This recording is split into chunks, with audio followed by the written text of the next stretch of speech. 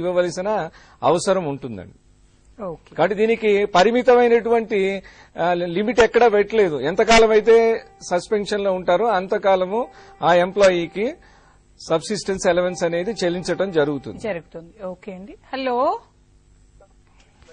Warangal district బచ్చరపేట మండల office నుంచి మాట్లాడుతున్నాను. వరంగల్ అండి? వరంగల్ డిస్ట్రిక్ట్. మీ పేరు? అశోక్ మేడం.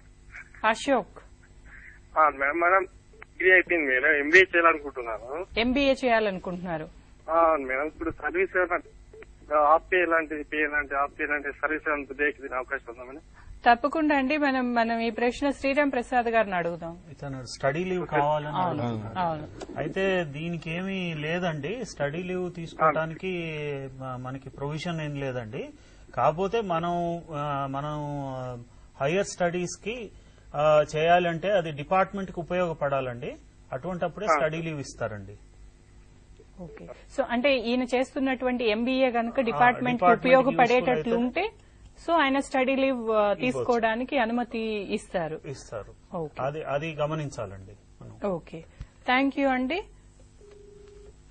ఓకే, అయితే మనం ఇందాక మాట్లాడుతున్నాము మన ఈ మైనర్ అండ్ మేజర్ పెనాలిటీస్ గురించి.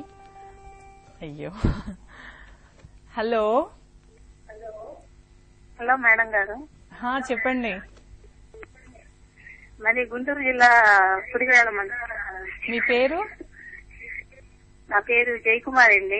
జయకుమార్ గారు చెప్పండి. నేను అకౌంటెన్సీ పాస్ అయ్యానండి. సెకండ్ పేపర్ ఉన్నదండి. ప్రమోషన్ లిస్ట్ లో నా నెంబర్ 7 అండి. మరి ప్రమోషన్ లో ఉన్నాను కదా, వస్తుందా రాదా అని అడగండి. ఓకే అండి. సో ఇక్కడ 2 సార్లు ఉన్నారు. ఎవరితో మాట్లాడతారు దీని గురించి? శ్రీరామ్ ప్రసాద్ గారు ఉన్నారు, వేణుగోపాల్ గారు ఉన్నారు. వేణుగోపాల్ గారిని అడుగుదాం. Okay sir.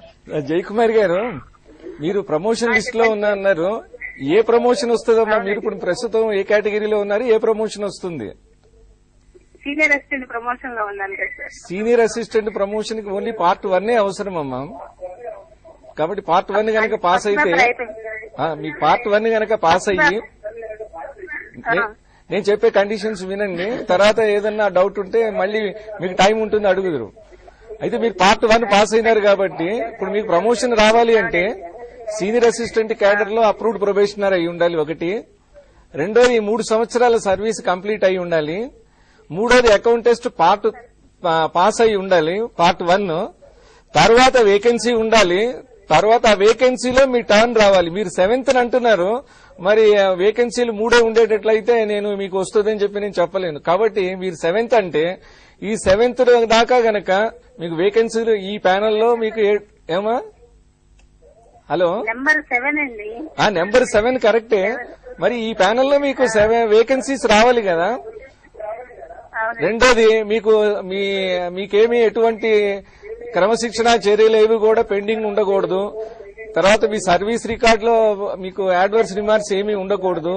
తర్వాత ఆల్రెడీ మీరు పెనాల్టీస్ ఏమీ ఉండకూడదు. ఇన్ని కండిషన్స్ సాటిస్ఫై అవ్వాలి. మరి ఒక్కసారి ఇవన్నీ విచారించుకోండి. ఒకటి అప్రూవ్డ్ ప్రొబేషనర్ అవునా కాదా, 3 సంవత్సరాల సర్వీస్ అయిందా లేదా, టెస్టులు పాస్ అయినారు, మీకు వేరైనా డిపార్ట్మెంటల్ ఓకే అమ్మా. మీరు అది ముందు చెప్పలేదు, అందుకోసం చెప్పింది చెప్తున్నాను. ఓకే జయకుమార్ గారు, అయితే మీకు 7 వేకెన్సీస్ గనక ఉంటే మీకు వస్తుందమ్మా తప్పకుండా. ఈ ప్యానెల్లో 7 వేకెన్సీస్ వచ్చేటట్లయితే మీకు పూర్తి అర్హత ఉంటుంది. కాబట్టి మీరు క్రమశిక్షణ చర్యలు ఇవేమి ఉన్న విషయం మీరు ఇవ్వలేదు. ఓకే అండి, థ్యాంక్ యూ సార్. మీరు ఇందాక చెప్తున్నారు మైనర్ పెనాల్టీస్ కి ఎంక్వైరీ అవసరం లేదండి. మేజర్ పెనాల్టీస్ కి ఎంక్వైరీ తప్పకుండా కండక్ట్ చేయాలి. ఓకే, ఒక్క నిమిషం. హలో హలో హలో హలో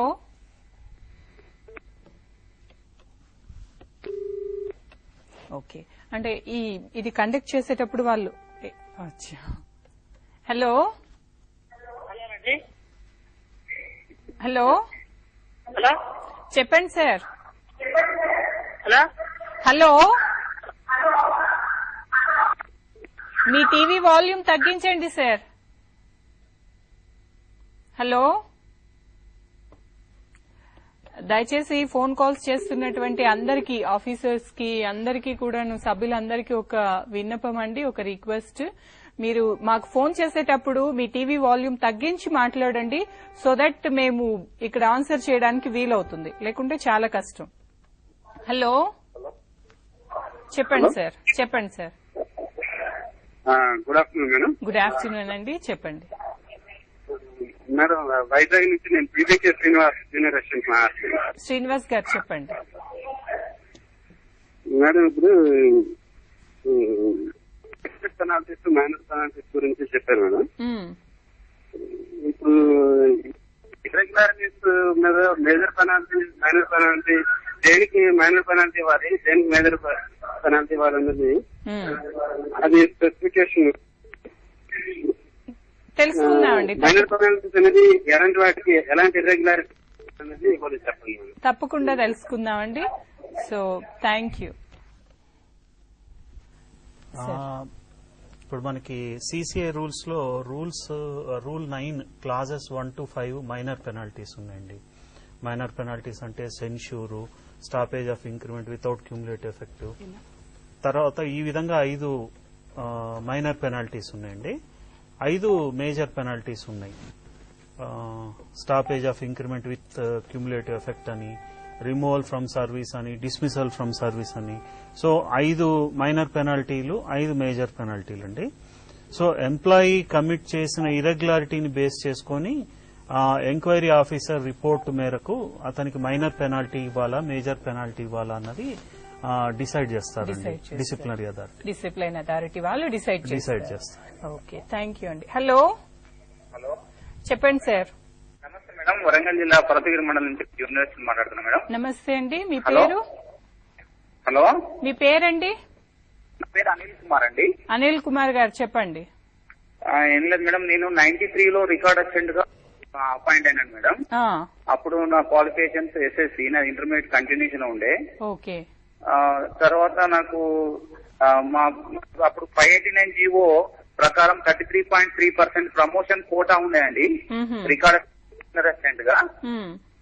అయితే దాన్ని డీవియేషన్ చేస్తూ మా జిల్లా పరిషత్ వాళ్ళు రెగ్యులర్ అపాయింట్మెంట్ ఉన్నారండి. 98 వరకు జీవో ఎఫెక్ట్ ఉండండి. అయితే తర్వాత 261 వచ్చింది ఫోర్త్ లోకి 98 తర్వాత. దానివల్ల మాకు ప్రమోషన్ కూడా చాలా. ఓకే. అయితే అది మాకు తెలియదు, మేము ఎందుకంటే స్కూల్స్ లలో ఎక్కడో పని చేస్తున్నాం కనుక మాకు తెలియదు రికార్డ్ అసిస్టెంట్ గా. దాని గురించి తెలిసిన తర్వాత మేము దాని మీద పిటిషన్ ఇచ్చి మాకు ప్రమోషన్ స్థానాల్లో మాకు అన్యాయం జరిగింది. మాకు 33.3% కోటాలో మాకు 167, 187 పోస్టులు రేజ్ అయినాయి. మాకు అప్పుడు దాంట్లో చాలా పోస్టులు రావాలి అని అడిగాము. దానివల్ల అట్లా మేము పోరాటం చేయంగా 2002లో ఒక 10 మెంబర్స్ మాత్రమే ప్రమోషన్ ఇచ్చారు మేడం. దాంట్లో అప్పుడు మేము 13 మెంబర్స్ ఉంటుంది, మేము క్వాలిఫై ఉంది. అయితే అప్పుడు 2010 మెంబర్స్ ఇచ్చిన తర్వాత మాకు ఒక ముగ్గురికి మాత్రం ఇవ్వలేదు మేడం. వాళ్ళకు దాంట్లో క్లియర్ గా వాళ్ళకి ఆర్డర్ లో ఇచ్చారు, వీళ్ళకి ప్రమోషన్ ఛానల్ డీవియేషన్ చేస్తూ పోస్టులను డైవర్ట్ చేసి అపాయింట్మెంట్ జరగడం అయింది. దానివల్ల వీళ్ళకి అన్యాయం జరిగిందని వాళ్ళ ఆర్డర్ టైప్ ఇచ్చుకుంటూ వాళ్ళకి ప్రమోషన్ ఇచ్చారు మేడం. అయితే మా ముగ్గురికి మళ్ళీ మా తర్వాత వాళ్ళకి ముగ్గురికి మాత్రం ఇవ్వలేదు. అయితే మేము కూడా మళ్ళీ అప్లికేషన్ పెట్టాము, మాకు ప్రమోషన్ ఛానల్ అన్యాయం జరిగింది, మాకు ఇవ్వాలి అంటే కూడా ఇవ్వకుండా 261 జీవో ఇన్ ఫోర్స్ ఉన్నటువంటి దాని ప్రకారం మళ్ళీ మాకంటే జూనియర్ కూడా వాళ్ళు ఎలిజిబుల్ కావాలి. ఆ టైంలో వాళ్ళు ఆ టైంలో ప్రమోషన్ ఇచ్చే టైంలో పాస్ అయింది కనుక 261 జీవో ప్రకారం వాళ్ళకి ఇచ్చారు ప్రమోషన్. అయితే మళ్ళీ మేము అట్లా అడగంగా 2007లో నాకు జూనియర్ అసిస్టెంట్ గా ప్రమోషన్ ఇచ్చారు. కానీ అది మాకు అప్పుడు అన్యాయం జరిగినటువంటి జీవో ప్రకారం కానీ మాకు అవి ఇవ్వలేదు. మేము దీని మీద ఏమైనా కోర్టుకు వెళ్ళవచ్చా, మాకు న్యాయం జరుగుతుందా, మాకు సర్వీసు రిట్రోస్పెక్ట్ డేట్ మాకు కావాలి అని అడిగేదానికి ఏమైనా ఆస్కారం ఉందా? ఓకే అండి, మీరు డీటెయిల్ గా మీ సమస్యని వివరించారు. మనం వేణుగోపాల్ గారిని అడిగి దీనికి వివరం తెలుసుకుందాం. అనిల్ కుమార్ గారు, మీరు చెప్పడానికి 5 నిమిషాలు పట్టింది. ఇప్పుడు మీ సమస్యను గనక మరి దీన్ని కూలంకషంగా మనం చర్చించాలంటే మనకి ఈ ప్రోగ్రామ్ కున్నటువంటి టైం చాలదు. ఒకటి. రెండోది, మనము ఈ సబ్జెక్ట్ కూడా మనం ఈ రోజున CCA రూల్స్ గురించి మనము డిస్కస్ చేసుకుంటున్నాము. మీరు అడిగినటువంటి క్వశ్చన్ మినిస్ట్రియల్ సర్వీస్ రూల్స్ కు సంబంధించింది. మనం త్వరలో ఆ రూల్స్ మీద కూడా ఒక క్లాస్ తీసుకోబోతున్నాము. ఆ సందర్భంలో మీరు కనుక రిటర్న్ గా కనుక మన అపార్ట్కి ఒక రిప్రజెంటేషన్ పంపిస్తే దాన్ని మనము చూసి మీకు తక్కువ వ్యవధిలో చెప్పే అవకాశం ఉంటుంది. ఇప్పుడు మీ కేసు కనుక తీసుకుంటే మనకి ఈ ఉన్నటువంటి సమయం చాలదు. కాబట్టి ఆ మినిస్ట్రియల్ సర్వీస్ రూల్స్ ఇష్యూ తీసుకున్నప్పుడు మీరు దాన్ని సంక్షిప్తంగా చెప్పేటువంటి అవకాశం తీసుకోండి. ఇప్పుడు ఇంత డీటెయిల్ గా మనం ఎగ్జామిన్ చేసి చదవటం అనేది ఇప్పుడు సాధ్యపడదండి. ఓకే అండి, ఇంకొక ఫోన్ కాల్ ఉంది, వారితో మాట్లాడదాం. హలో హలో మేడం, చెప్పండి sir. Siddhanaidu from Krishna district. Madam Naidu గారు చెప్పండి. మేడం, లాస్ట్ 3 సెషన్స్ నుంచి మిమ్మల్ని క్వశ్చన్ వేయాలనుకుంటున్నాము. మాకు అసలు ఏమన్నా ట్రిక్ ఏమన్నా ఉందా మేడం? ఏమండి? మేము లాస్ట్ 3 క్లాసెస్ నుంచి ఒక క్వశ్చన్ వేయాలనుకుంటున్నారు madam. want to put the question, but we are not getting the line. Is there any trick in that? Number 1. Okay. But 2, madam, the trainings are very useful. Okay. But our they want some material, madam, material. Okay. They have book so that they can prepare well for the answer. Number 3, madam, the district is not satisfactory. May I request you to be kind enough to have to send a phone call to the CEO concerned. Very good attendance, madam. Okay, Andy. Lastly, madam, it has become very difficult for the deputy staff members to come all over from to the Mandal office.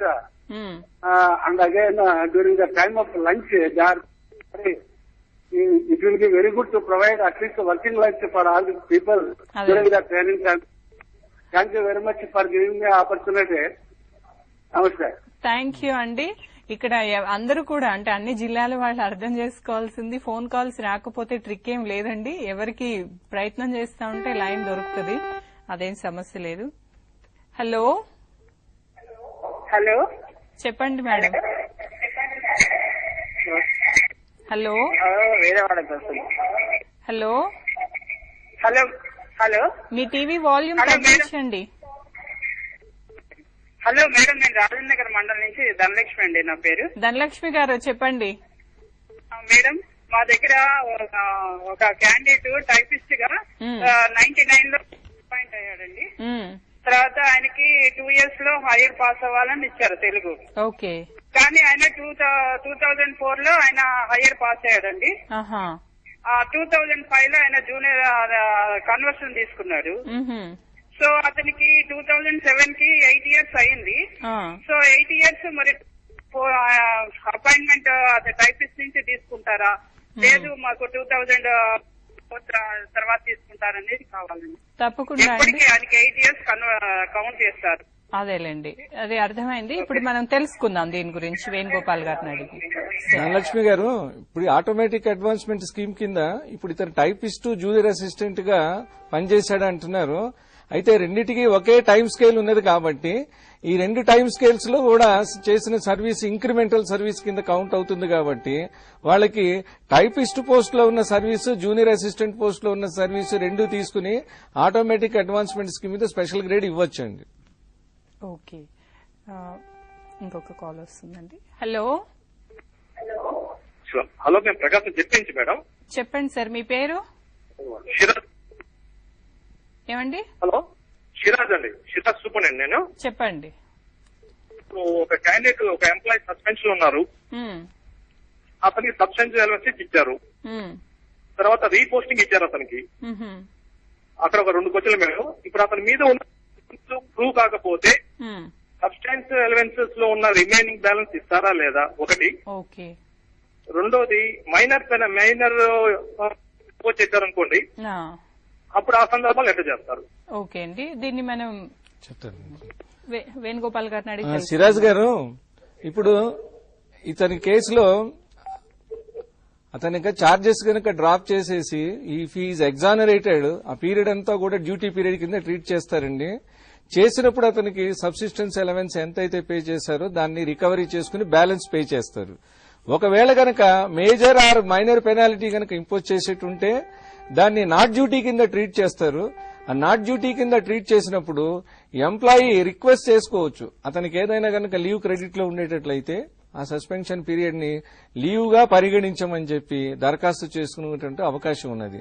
అటువంటి stage లో కూడా అతనికి leave salary ఎంతైతే వస్తుందో ఆ leave శాలరీలో subsistence allowance పట్టుకుని మిగతాది recovery payment చేసేటువంటి అవకాశం ఉన్నదండి. ఓకే, థ్యాంక్ యూ అండి. హలో హలో హలో చెప్పండి సార్. హలో హలో శ్రీకాకుళం జిల్లా రాజా ఎండవస్తు సీనియర్. మీ పేరండి? మా పేరు శ్రీనివాసరావు అండి. శ్రీనివాసరావు గారు చెప్పండి. అదే మాకు ఇక్కడ ఆఫీస్ సబార్డినేట్ గా ఒక అతను పనిచేస్తున్నాడండి. గత పిఆర్సీలో ఇక్కడ ఆప్షన్ తప్పించారు, 1/7 కి ఇచ్చారు. యాక్చువల్ గా ఇంక్రిమెంట్ డేట్ కి ఇవ్వాలి. అది ఇప్పుడు ఏమైనా రివైజ్ చేసుకోవచ్చా? అది ఏమైనా ఒకసారి చెప్తారండి. తప్పకుండా అండి. శ్రీనివాసరావు గారు, ఇప్పుడు మనకి రివైజ్డ్ పే స్కేల్స్ ఎప్పుడైతే వస్తాయో అందులోనే మనకు ప్రొవిజన్ ఉంటుందండి. Once option exercise is final. ఒకవేళ అటువంటి ఆప్షన్ కనుక మనం చేంజ్ చేసుకోవాలంటే ఎవరికి కూడా పవర్స్ లేవు. కేవలము గవర్నమెంట్ కి దరఖాస్తు చేసుకుని గవర్నమెంట్ ఇచ్చినటువంటి అనుమతితో ఈ ఆప్షన్ చేంజ్ చేసుకుని ఏదైనా కనుక బెనిఫిట్ ఉంటే పొందే అవకాశం ఉన్నదండి. Hello, good afternoon madam. Good afternoon అండి, చెప్పండి. మేము జగిత్యాల ఇంపీరియల్ ఆఫీస్ నుండి మాట్లాడుతున్నాం మేడం. నా పేరు ప్రవీణ్, జూనియర్ అసిస్టెంట్. ప్రవీణ్ గారు చెప్పండి. హలో హలో ప్రవీణ్ గారు చెప్పండి. 3 డౌట్లు ఉన్నాయి మేడం. 3 డౌట్లు చెప్పండి మేడం. ఒకటే వచ్చేసి suspension employee IR interior relief ఇవ్వవచ్చా? ఓకే. నెంబర్ 2 వచ్చేసి madam, maternity leave advance sanction చేయవచ్చా? కంటిన్యూ శాంక్షన్ చేసి కంటిన్యూ సాలరీ ఇవ్వవచ్చా? ఓకే. నెంబర్ 3 వచ్చేసి ఇప్పుడు మా మినిస్ట్రియల్ స్టాఫ్ కి మండల పరిషత్, జిల్లా పరిషత్ ఎంప్లాయీస్ కి 0106 మా స్టాఫ్ అండ్ పేటర్న్ ఇచ్చినారు మేడం.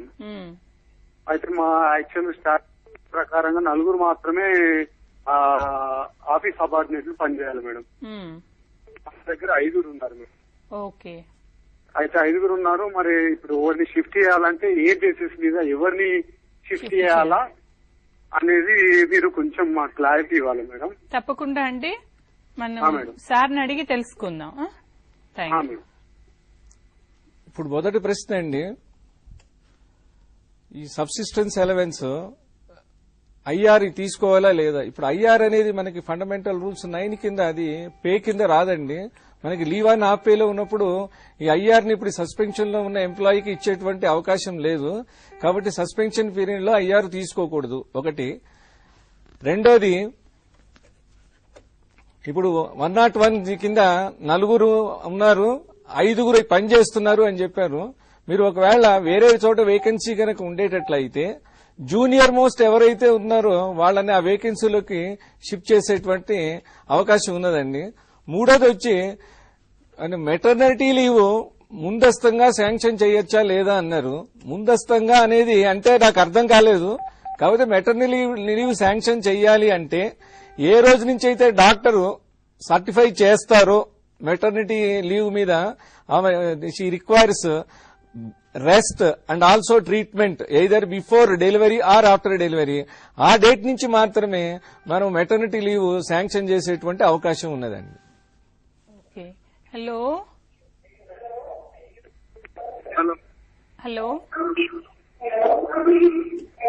మీ టీవీ వాల్యూమ్ తగ్గించి మాట్లాడాలండి. హలో హలో మేడం, చెప్పండి సార్. మేడం, రవీంద్ర మాట్లాడుతున్నాం మేడం, సీనియర్ అసిస్టెంట్. ఏ జిల్లా నుంచి? వైజాగ్ అండి, విశాఖపట్నం. చెప్పండి సార్. మేడం, మా జిల్లాలోని ఏంటంటే ఒక జూనియర్ అసిస్టెంట్ కి సర్వీస్ తర్వాత సీనియర్ అసిస్టెంట్ ప్రమోషన్ వచ్చింది మేడం. అది 9/7/99లో సీనియర్ అసిస్టెంట్ ప్రమోషన్ వచ్చింది మేడం. ఆ తర్వాత నుంచి ప్రొబేషన్ డిక్లరేషన్ 8/7/2000లో ప్రొబేషన్ డిక్లరేషన్ 1 year కి. అంటే మార్నింగ్ ఏంటంటే ఒక క్యాడర్ నుంచి ఒక ప్రమోట్ అవ్వాలంటే 3 years సర్వీస్ చేయాలనేసి చెప్పారు మేడం ఇందాక. అతనికి నెక్స్ట్ సూపర్ వచ్చిన తర్వాత 2001లో సూపరింటెండెంట్ ప్రమోషన్ వచ్చింది మేడం. ఫిబ్రవరి 10వ తేదీ 2001లో వచ్చింది. ఓకే అండి, హలో చెప్పండి. ప్రొఫెషనల్ డిక్లరేషన్ జూలై 8, 2002 నుంచి చేశారు మేడం. అంటే 3 years నిబంధన వలన. ఓకే, ఇప్పుడు ఈ జూలై 2002లో చేసిన ప్రొఫెషనల్ డిక్లరేషన్ కరెక్టా కాదా దాని మీద క్లారిటీ కనుక్కుందామండి, మనం కనుక్కుందాం. ప్రవీణ్ గారు, మీరు చెప్పింది అటువంటి కేసులో 8/7/2002 నుంచి సూపరింటెండెంట్ పోస్ట్ లో ప్రొబేషన్ పెట్టడం అనేది కరెక్ట్ అండి.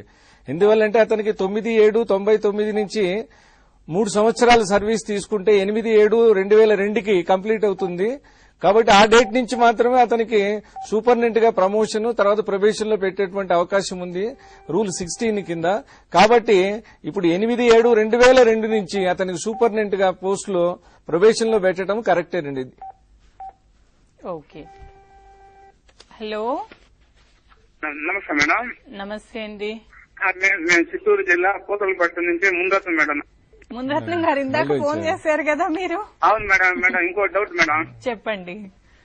ఇప్పుడు మా పంచాయత్ సెక్రటరీ జూన్ 30కి రిటైర్డ్ అవుతా ఉన్నాడు మేడం. ఆయనకి డిసెంబర్ 2008కి 289 రోజులు ఉంది మేడం. జూన్ కి 15 రోజులు కలుపుకుంటే 304 రోజులు అవుతాయి మేడం. కానీ ఇప్పుడు ఏమన్నా పెట్టుకునే దానికి 15 రోజులు పెట్టుకోవచ్చునా? ఎందుకంటే 4 days వేస్ట్ అవుతుంది మేడం. అదే అవును. దానివల్ల ఇప్పుడు ఏమన్నా ప్రొసీడింగ్ ఇచ్చి మేము ఆ వేస్ట్ కాకుండా చేస్తున్నాం మేడం. ఓకే, అది మేడం డౌట్. దీని గురించి తెలుసుకుందాం మనం. వేణుగోపాల్ గారు, ముదిరత్నం గారు, ఆయన వచ్చే నెల రిటైర్ అవుతారంటున్నారండి. మరి వచ్చే నెల 15 రోజులు మనం ఇచ్చేటువంటి అవకాశం లేదు. జూలై 1st కి ఇస్తాం మనము.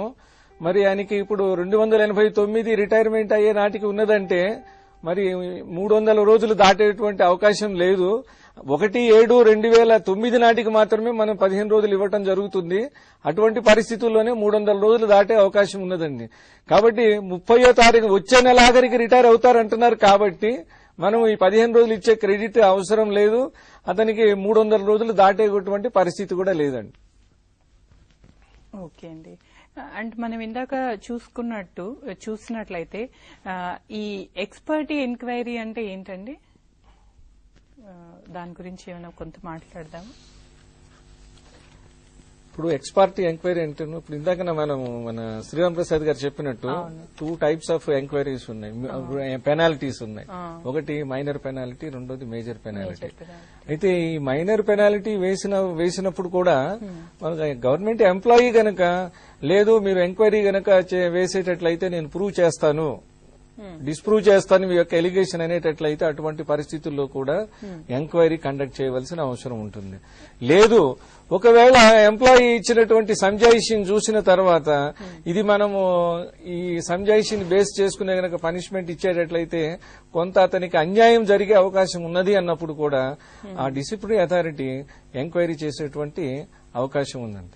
అయితే మనకి ఛార్జ్ మెమో ఇచ్చిన తర్వాత గవర్నమెంట్ ఎంప్లాయీ మనకి అతను సంజాయిషి ఇచ్చేటువంటి అవకాశం ఉన్నది. సంజాయిషి ఇచ్చేటప్పుడు ఏం చేస్తాడు? ఒకటి అతను ఒప్పుకోవచ్చు మనం ఇచ్చినటువంటి ఎలిగేషన్స్, రెండోది డినై చేయొచ్చు, మూడో సిచ్యువేషన్ లో అసలు అతను ఎటువంటి సంజాయిషి ఇవ్వనటువంటి పరిస్థితిలో ఉండొచ్చు. కాబట్టి ఈ మూడో పరిస్థితి ఉన్నది. మనము ఛార్జ్ మెమో ఇచ్చాము, ఇచ్చిన తర్వాత అతనికి దాని మీద ఎటువంటి సంజాయిషి ఇవ్వలేదు, లేదు సంజాయిషి ఇచ్చాడు, ఎంక్వైరీ ఆఫీసర్ని అపాయింట్ చేశారు, చేసిన తర్వాత అతని ఎంక్వైరీకి కూడా వచ్చేటువంటి పరిస్థితి కనపడలేదు. అదే పనిగా ఎంక్వైరీ ఆఫీసర్ ఒక 4-5 సార్లు ఎంక్వైరీ డేట్లు ఇవ్వటము, అది పోస్ట్ పోన్ చేసుకుంటూ పోవటము, ప్రభుత్వ ఉద్యోగి ఆ ఎంక్వైరీకి హాజరు కానప్పుడు మరి అది ఏదో ఒక రకంగా మనము కొంత టైం లోపల అది పూర్తి చేయవలసి ఉంటుంది. కాబట్టి డిసిప్లినరీ అథారిటీ ఎంక్వైరీ ఆఫీసర్ని అతను ఎంక్వైరీకి హాజరు కాకపోయినా కూడా ఇన్అబ్సెన్షియా అంటే ఎక్స్ పార్టీగా ఆ ఎంక్వైరీని కండక్ట్ చేసి అతని యొక్క ఫైండింగ్ రికార్డ్ చేసి రిపోర్ట్ పంపించమని కోరేటువంటి ప్రొవిజన్ మనకి రూల్ 20లో ఉందండి.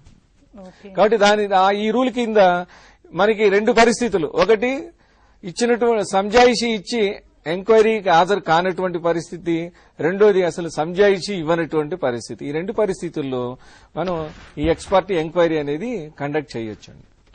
అదేవిధంగా ఏదైనా సిచ్యువేషన్ లో ఈ మినిమం పెనాల్టీని ఇంపోజ్డ్ చేయడానికి అవకాశం ఉందా అండి?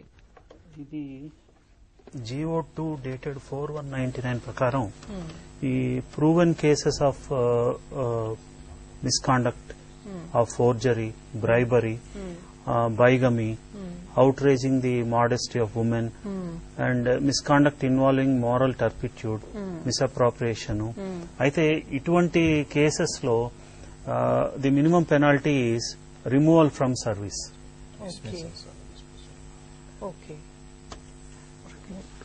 Removal or dismissal from service. So dismiss కూడా చేయొచ్చండి. అంటే ఈ ప్రూవెన్ కేసెస్ అయితే ఇటువంటి సర్కమ్స్టాన్సెస్ లో the employee can be removed from service or he can be dismiss from service. దీనిపైన మీరు ఏమంటారండి? అయితే ఇందులో మనకి ఇవన్నీ కూడా మనము సమాజంలో జరిగేటువంటి చాలా తీవ్రమైనటువంటి మిస్కాండక్ట్ గా గుర్తించారండి. అందువల్ల ఈ డిసిప్లినరీ అథారిటీస్ కి ఈ చిన్న చిన్న పనిష్మెంట్ ఇచ్చే అవకాశం లేకుండా మాక్సిమం పనిష్మెంట్ ఆఫ్ డిస్మిసల్ అనేది ఇంపోజ్ చేయమనేటువంటి ప్రభుత్వం ఒక నిర్దిష్టమైనటువంటి ఉత్తర్వులు ఇచ్చారు.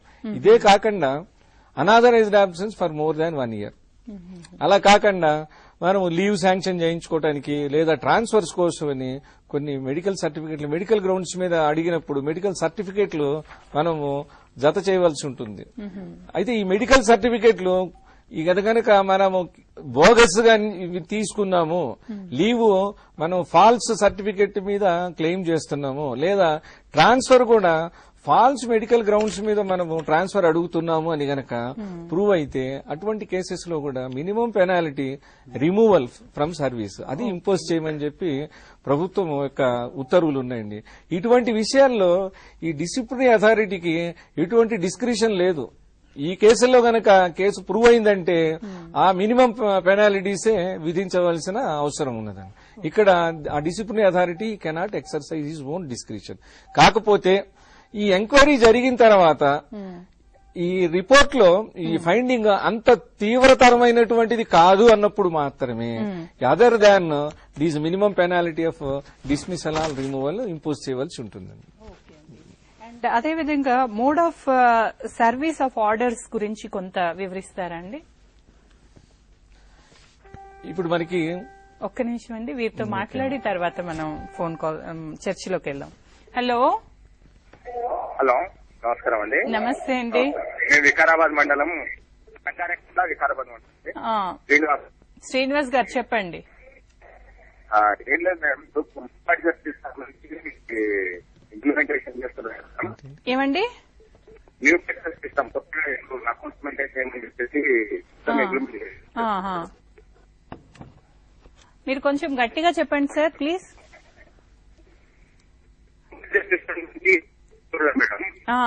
New accounting system. New accounting system, అవును. హలో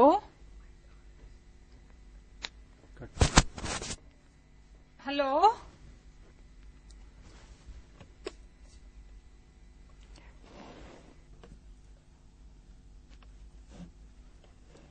ఓకే, ఇందాక మనం మోడ్ ఆఫ్ సర్వీసెస్ గురించి మాట్లాడుకుంటూ ఉన్నామండి. ఇప్పుడు మనం ఈ మోడ్ ఆఫ్ సర్వీస్ అంటే మనము ఎంక్వైరీ కండక్ట్ చేసేటప్పుడు మనం వేరియస్ నోటీసెస్ గానీ ఆర్డర్స్ గానీ ఎంప్లాయీస్ కి కమ్యూనికేట్ చేయవలసినటువంటి అవసరం ఉంటుందండి. ఓకే, కాల్ చూసిన తర్వాత మనం అదే. హలో చెప్పండి సార్. మేడం చెప్పండి. మేము ఖమ్మం జిల్లా కల్లూరు ఎంపీ ఆఫీస్ అండి. మీ పేరు? రమేష్ అండి. చెప్పండి. జూనియర్ అసిస్టెంట్ గా పనిచేస్తున్న అతను సీనియర్ అసిస్టెంట్ గా మేడం సీనియర్ అసిస్టెంట్ గా ప్రమోషన్ తీసుకోవడానికి local bodies paper part 1 part 2 సరిపోతుంది, పార్ట్ 1 పాస్ కావాలా? ఓకే, దీని గురించి మనం ఇందాక కూడా మాట్లాడాము. వేణుగోపాల్ గారు ఎక్స్ప్లెయిన్ చేస్తారు. రెండు పేపర్లు pass hello sir junior assistant నుంచి సీనియర్ హలో మేడం, అసిస్టెంట్ 2 పేపర్లు పాస్ అయితేనే ఒక పేపర్ పాస్ అయితే సరిపోతుందా? అదే అండి వివరిస్తున్నారు మీకు మన వేణుగోపాల్ సార్ చెప్తున్నారు, వినండి. రమేష్ గారు, మీకు మినిస్ట్రియల్ సర్వీస్ రూల్స్ లో మనకి చివర్లో ఉన్నదండి ఎనిక్చరు. ఈ జూనియర్ అసిస్టెంట్ నుంచి సీనియర్ అసిస్టెంట్ కి ప్రమోషన్ కావాలి అంటే అకౌంట్ టెస్ట్ పార్ట్ 1 ఒక్కటి సరిపోతే సరిపోతుంది, పాస్ అయితే సరిపోతుందండి. పార్ట్ 2 అవసరం లేదండి. ఓకే ఓకే, ఇందాక మనం ఈ మోడ్ ఆఫ్ సర్వీస్ సర్వీసెస్ గురించి మాట్లాడుతున్నాం. ఇంకా ఒక ఫోన్ కాల్. హలో, మీ టీవీ వాల్యూమ్ తగ్గించండి సార్. Hello hello